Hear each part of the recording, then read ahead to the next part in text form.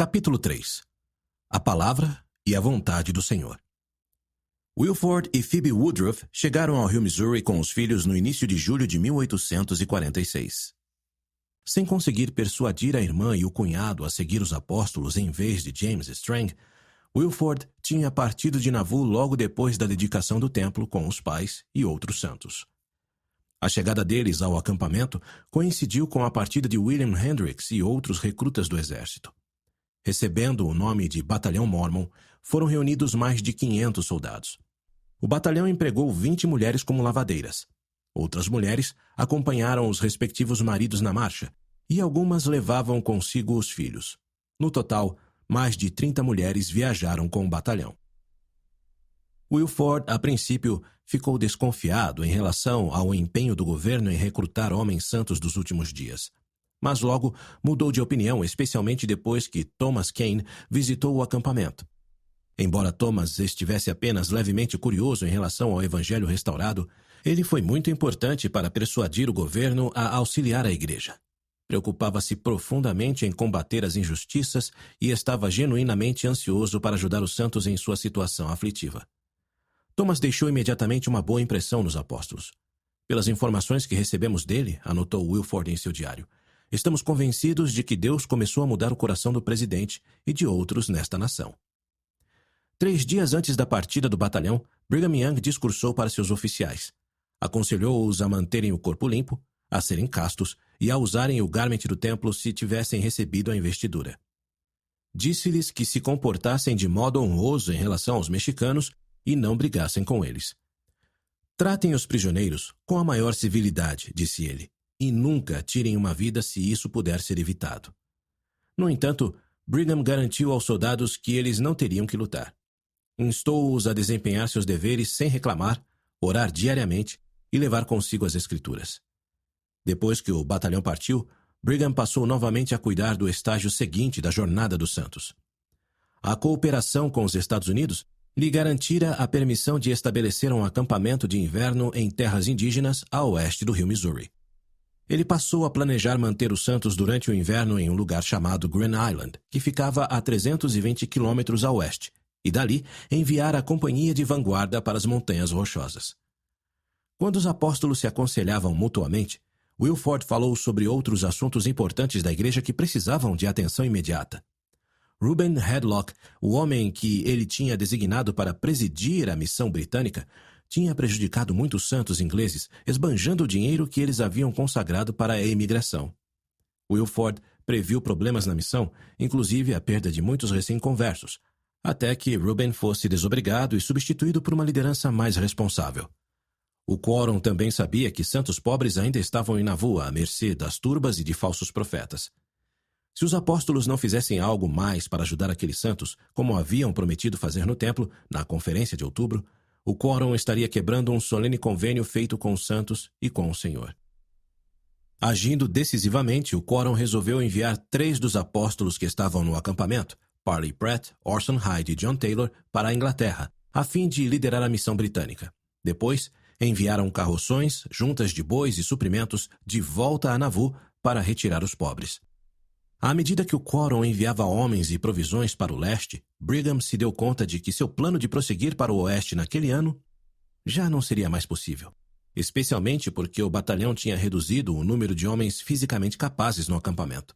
Thomas Kane recomendou a construção do acampamento de inverno junto ao rio Missouri, e Brigham acabou concordando. Em 9 de agosto de 1846, os apóstolos anunciaram que os santos passariam o inverno num assentamento temporário, perto da margem ocidental do rio. Brigham queria ir até as Montanhas Rochosas e construir o templo assim que possível. Mas, antes disso, ele precisava reunir os santos e cuidar dos pobres. Por volta dessa época, a neblina envolveu o navio Brooklyn quando ele entrou na Baía de São Francisco, 6 cansativos meses após terem partido do porto de Nova York. De pé no convés do navio, Sam Brennan olhou através da névoa e vislumbrou uma costa acidentada. Dentro da baía, ele viu um forte mexicano em ruínas. Tremulando na brisa acima do forte, estava hasteada uma bandeira americana. Sam temia que algo assim viesse a acontecer. A bandeira era um sinal seguro de que os Estados Unidos tinham tomado São Francisco do México. Ele ficara sabendo da guerra com o México quando o Brooklyn havia ancorado nas Ilhas Havaianas. Ali, o comandante de um navio de guerra americano disse que seria esperado que os Santos auxiliassem as Forças Armadas dos Estados Unidos a tomar a Califórnia dos mexicanos. A notícia irou os Santos, que não tinham viajado para o oeste a fim de lutar por uma nação que os rejeitara. Quando adentravam a baía, Sam viu árvores ao longo da costa arenosa e alguns animais que por ali vagavam. Ao longe, localizada entre as colinas, estava Yerba Buena, uma antiga cidadezinha espanhola. O Brooklyn aportou e os Santos desembarcaram naquela tarde. Ergueram suas tendas nas colinas, nos arredores de Yerba Buena, e encontraram abrigo em casas abandonadas e num antigo quartel militar que ficava ali perto. Usando materiais que tinham trazido de Nova York, os Santos estabeleceram moinhos e uma gráfica. Alguns deles também encontraram trabalho entre os moradores da cidade. Embora desapontado com o fato de que a costa da Califórnia passara a pertencer aos Estados Unidos, Sam estava determinado a estabelecer o reino de Deus ali. Enviou um grupo de homens a um vale que ficava a vários dias de viagem para leste da Bahia, encontrando um assentamento chamado New Hope. Ali, construíram uma serraria e uma cabana, depois limparam as terras e plantaram alguns hectares de trigo e iniciaram outras plantações. Sam queria levar alguns homens para o leste a fim de encontrar Brigham e conduzir o restante dos Santos até a Califórnia, assim que a neve derretesse das montanhas no ano seguinte. Encantado com o clima saudável, o solo fértil e um bom porto, ele acreditava que o povo do Senhor não poderia pedir um lugar melhor para se reunir. Naquele verão, Louisa Pratt e as filhas acamparam no ponto de parada do Monte Pisgah, na trilha de Iowa. O lugar era muito bonito, mas a água era tépida e de sabor amargo. Em pouco tempo, o assentamento foi assolado pela doença e muitos santos morreram. A família de Louisa escapou no início de agosto com boa saúde, mas eles se sentiram muito mal por deixar para trás tantos amigos doentes. A companhia de Louisa acampou pouco depois junto a um riacho infestado de mosquitos, e logo ela e outras pessoas tiveram febres. A companhia parou para descansar e depois prosseguiu rumo ao rio Missouri, onde uma longa fila de carroções esperava para usar a balsa. Quando finalmente chegou a vez de Louisa, algo assustou os bois, causando grande confusão na balsa e piorando a enfermidade de Louisa. Do outro lado do rio, a febre de Louisa piorou, roubando-lhe o sono. Por volta da meia-noite, seus gemidos acordaram a mulher do balseiro, que a encontrou em péssimas condições. A mulher rapidamente orientou as filhas de Louisa a irem dormir num lugar separado para que a mãe conseguisse descansar um pouco. Depois, ela deu a Louisa café quente e um pouco de comida para reanimá-la. No dia seguinte, a companhia chegou ao novo assentamento dos Santos, Winter Quarters, o maior de vários assentamentos dos Santos ao longo do rio Missouri. Aproximadamente 2.500 pessoas moravam em Winter Quarters, em terras compartilhadas pelos Omahás e outras tribos indígenas locais.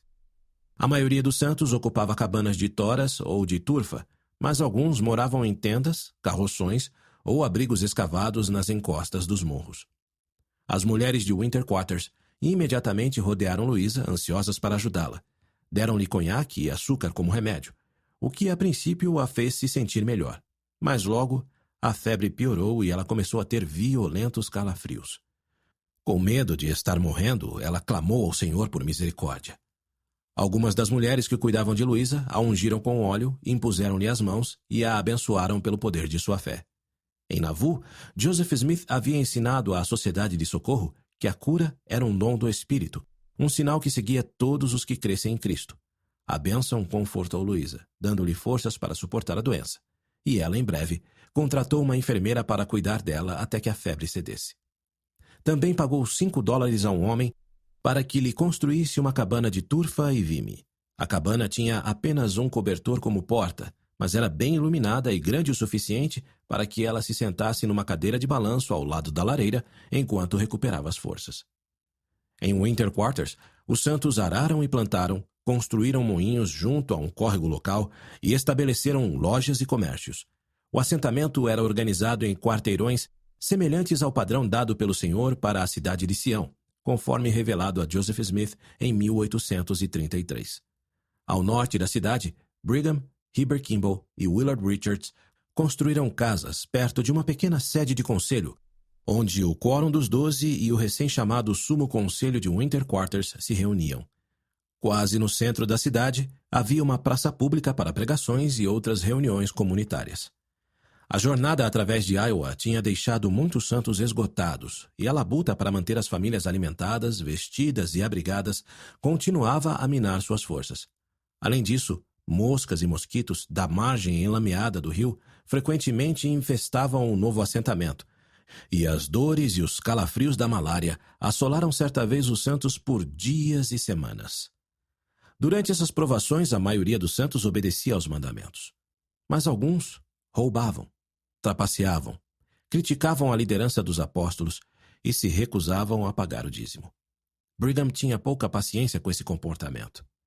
Os homens se afastam aos poucos, declarou ele, até que o diabo obtenha a posse de seu tabernáculo e eles sejam levados cativos à vontade do diabo. Para encorajar a retidão, Brigham admoestava os santos a trabalharem juntos, guardarem os convênios e se absterem do pecado. Não podemos ser santificados de uma vez, disse ele, mas temos que ser provados e colocados em todos os tipos de situações e testados ao máximo para ver se serviremos o Senhor até o fim. Também os organizou em pequenas alas, designou bispos e instruiu o sumo conselho a manter um firme código de conduta. Alguns santos também se reuniam em famílias adotivas especiais. Naquela época, os santos não eram selados a seus pais falecidos caso estes não tivessem se filiado à igreja em vida. Antes de partir de Nauvoo, Brigham tinha, portanto, incentivado cerca de 200 santos a serem selados ou adotados espiritualmente como filhos e filhas das famílias dos líderes da igreja que eram seus amigos ou mentores no Evangelho. Esses selamentos de adoção eram realizados por meio de uma ordenança do templo. Os pais adotivos geralmente ofereciam apoio temporal e espiritual, ao passo que os filhos e as filhas, alguns dos quais não tinham família na igreja, com frequência retribuíam com fidelidade e devoção. Algumas dificuldades ocorridas em Winter Quarters e em outros assentamentos temporários não podiam ser evitadas. Quando chegou o frio, mais de 9.000 santos moravam na região, incluindo 3.500 que residiam em Winter Quarters. Acidentes, doenças e morte assolavam todos os assentamentos. A malária, a tuberculose, o escorbuto e outras doenças ceifavam a vida de 1 em cada 10 pessoas. Cerca de metade dos mortos eram bebês e crianças. A família de Wilford Woodruff sofreu com as outras. Em outubro, enquanto Wilford cortava lenha, uma árvore que caía o atingiu e lhe quebrou algumas costelas. Pouco depois, seu filhinho Joseph contraiu um grave resfriado. Wilford e Phoebe cuidavam constantemente do menino, mas nada que faziam ajudava, e logo tiveram que sepultar o corpinho dele no recém-arado cemitério do assentamento. Algumas semanas após a morte de Joseph, Phoebe deu à luz prematuramente um bebê, e a criança morreu 2 dias depois. Numa noite, Wilford voltou para casa e encontrou Phoebe muito perturbada, olhando para um retrato dela com Joseph no colo. Era muito doloroso para ambos perder filhos, e Wilford ansiava pelo dia em que os santos encontrariam um lar, viveriam em paz e desfrutariam as bênçãos e a segurança de Sião.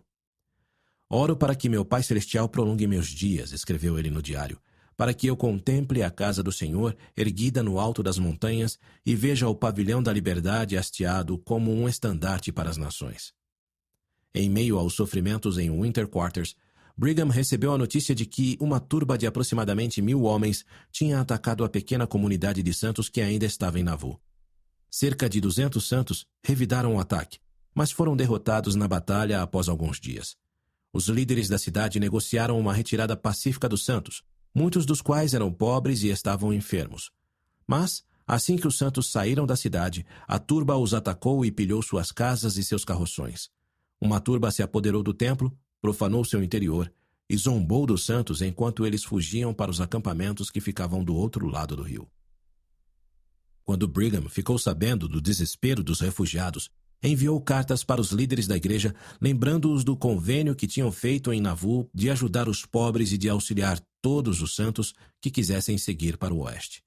Os irmãos e as irmãs pobres, as viúvas e os órfãos, os enfermos e desamparados se encontram agora na margem ocidental do Mississippi, declarou ele. Chegou o momento de nos pôr a trabalho. Que o fogo do convênio que vocês fizeram na casa do Senhor arda em seu coração como uma chama inextinguível.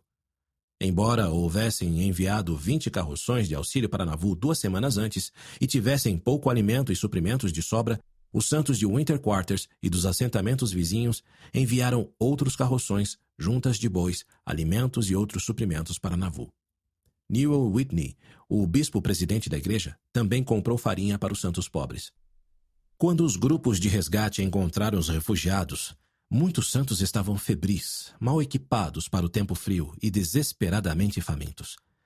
Em 9 de outubro, ao se prepararem para fazer a jornada até o rio Missouri, os santos observaram um bando de codornas encher o céu e pousar nos carroções e ao redor deles. Homens e meninos se atropelaram para pegar as aves, apanhando-as com as mãos. Muitos se lembraram de como Deus também havia enviado codornas para Moisés e para os filhos de Israel em seu momento de necessidade. Nesta manhã, tivemos uma manifestação direta da misericórdia e bondade de Deus, escreveu Thomas Bullock, secretário da igreja, em seu diário. Os irmãos e as irmãs louvaram a Deus e glorificaram seu nome pelo fato de que o mesmo que foi derramado sobre os filhos de Israel no deserto tivesse se manifestado a nós em meio à perseguição. Todos, homens, mulheres e crianças, tiveram codornas para comer no jantar, escreveu Thomas. Enquanto isso, a milhares de quilômetros dali, no atol Anaá, no Oceano Pacífico, um portador do sacerdócio arônico chamado Tamanehune falava em uma conferência para mais de 800 santos dos últimos dias. Uma carta deve ser enviada para a igreja na América, propôs ele, solicitando que enviem imediatamente para cá de 5 a 100 élderes. Ari Paea, membro da igreja e líder de uma vila local, concordou com a proposta, e os santos do sul do Pacífico ergueram a mão em apoio. Presidindo a conferência, Edson Pratt concordou de todo o coração com Tamanehune. Nos 3 anos que haviam se passado, Edson e Benjamin Groward tinham batizado mais de 1.000 pessoas. Mas, nesse tempo todo, eles tinham recebido apenas uma carta de um dos 12 e ela não continha instruções para que retornassem para casa. Nos 6 meses que se passaram desde a chegada da carta, os 2 missionários não haviam recebido nenhuma notícia de sua família, de amigos ou dos líderes da igreja. Sempre que um jornal chegava à ilha, eles vasculhavam as páginas procurando notícias sobre os santos. Um jornal que leram afirmava que metade dos santos de Nauvoo havia sido massacrada e que os demais haviam sido obrigados a fugir para a Califórnia. Ansioso para saber o que acontecera com Luísa e suas filhas, Edson decidiu retornar aos Estados Unidos. Saber a verdade, mesmo que seja ruim, disse a si mesmo, é melhor do que permanecer em dúvida e ficar ansioso. Os amigos de Edson, Nabota e Telii, marido e mulher, que tinham servido com ele em Anaá, decidiram retornar a Tubuai, onde Telii era benquista como professora espiritual entre as amigas da igreja. Benjamin planejou ficar nas ilhas para liderar a missão. Quando os santos do Pacífico ficaram sabendo da partida iminente de Edson, pediram que voltasse rapidamente, trazendo consigo mais missionários. Como Edson já havia planejado retornar às ilhas com Luísa e as filhas desde que ainda estivessem vivas, ele prontamente concordou. Um navio chegou à ilha um mês depois, e Edson embarcou com Nabota e Telii rumo a Papeete, Tahiti, onde esperava pegar um navio para o Havaí e depois para a Califórnia. Quando chegaram ao Tahiti, ficaram sabendo, para sua consternação, que um pacote de cartas de Luísa, de Brigham Young e dos santos do Brooklyn tinha acabado de ser enviado da ilha para Anaá. Achei que já estava calejado para lidar com desapontamentos, lamentou ele em seu diário. Mas isso deixou um sentimento em minha mente do qual eu nunca tivera conhecimento antes. À medida que o frio ficou mais intenso em Winter Quarters, Brigham orava com frequência para saber como preparar a igreja para a jornada que teriam pela frente até as Montanhas Rochosas.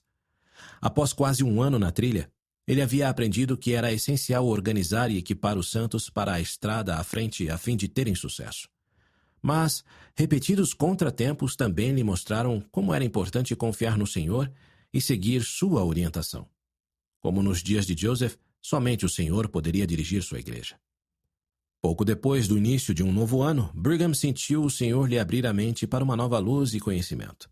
Numa reunião com o Sumo Conselho e os 12, em 14 de janeiro de 1847, ele começou a registrar uma revelação do Senhor para os santos. Antes de Brigham ir se deitar, o Senhor lhe deu mais instruções para a jornada que viria. Pegando a revelação inacabada, Brigham continuou a registrar as orientações do Senhor para os santos. No dia seguinte, Brigham apresentou a revelação aos 12. Sendo chamada de A Palavra e a Vontade do Senhor, ela salientava a necessidade de organizar os santos em companhias sob a liderança dos apóstolos. Na revelação, o Senhor ordenou aos santos que provessem suas próprias necessidades e trabalhassem juntos na jornada, cuidando das viúvas, dos órfãos e das famílias dos membros do batalhão Mórmon. Que cada homem use toda a sua influência e seus bens para levar este povo ao lugar onde o Senhor estabelecerá uma estaca de Sião, instruía a revelação. Se fizerdes isto com o coração puro, com toda a fidelidade, sereis abençoados.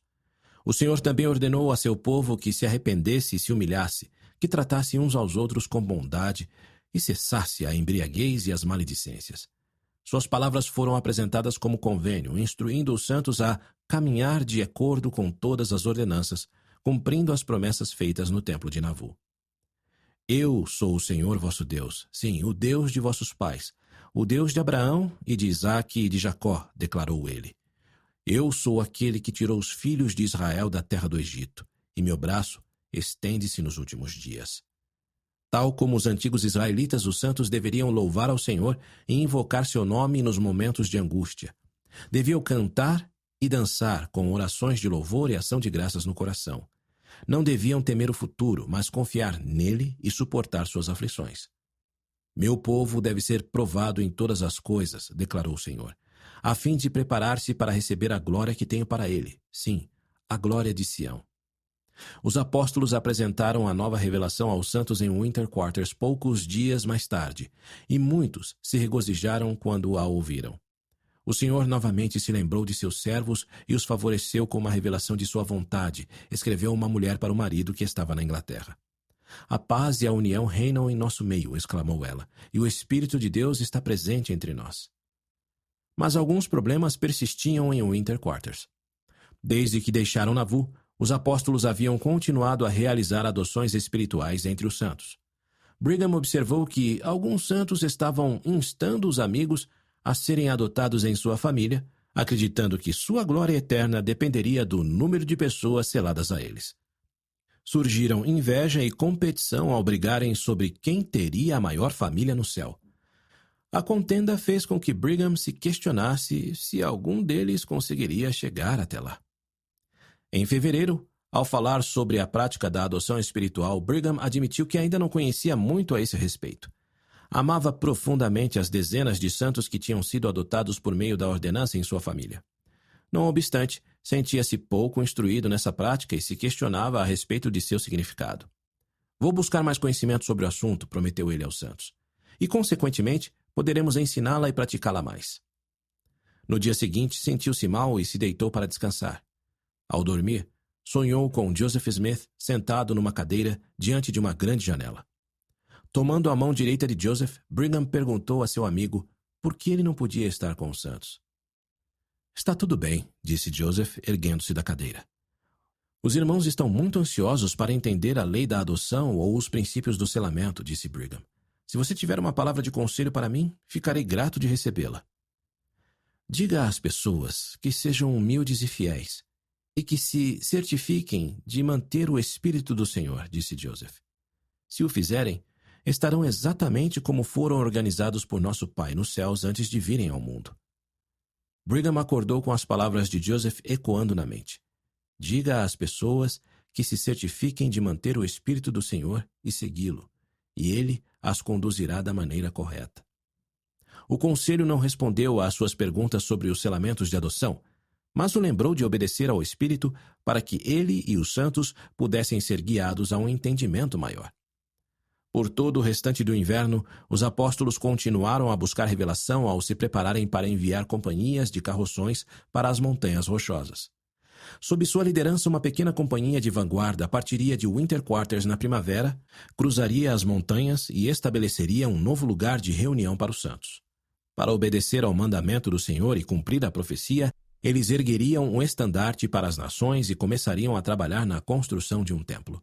Companhias maiores, compostas principalmente de famílias, em breve os seguiriam, obedecendo à palavra e à vontade do Senhor em sua jornada. Antes de partir de Navu, o Quórum dos 12 e o Conselho dos 50 tinham pensado na possibilidade de se estabelecerem no Vale do Lago Salgado ou no Vale de Bear River, ao norte. Os dois vales ficavam no lado mais distante das montanhas rochosas, e as descrições deles eram promissoras. Brigham tivera uma visão do local em que os santos se estabeleceriam, mas só tinha uma noção geral de onde encontrá-lo. Ainda assim, orou para que Deus guiasse a ele e a companhia de vanguarda para o local certo de reunião para a igreja. A companhia de vanguarda era composta de 143 homens selecionados pelos apóstolos. Harriet Young, esposa do irmão de Brigham, Lorenzo, perguntou se ela e seus 2 filhos pequenos poderiam acompanhar Lorenzo na jornada. Brigham então pediu à sua esposa Clara, que era a filha de Harriet de seu primeiro casamento, que se unisse à companhia também. A esposa plural de Heber Kimball, Ellen, uma imigrante da Noruega, também se uniu à companhia.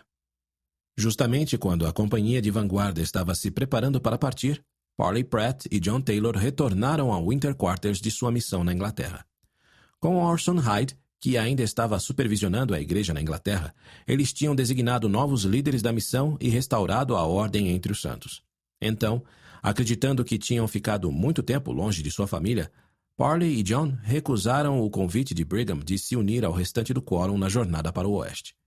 Brigham, portanto, deixou-os encarregados de Winter Quarters. Na tarde de 16 de abril de 1847, a companhia de vanguarda começou sua jornada sob um céu frio e sombrio. Pretendemos abrir o caminho para a salvação dos sinceros de coração de todas as nações ou sacrificar tudo em nossa mordomia, declararam os apóstolos numa carta de despedida aos santos de Winter Quarters. Em nome do Deus de Israel, pretendemos conquistar ou morrer tentando.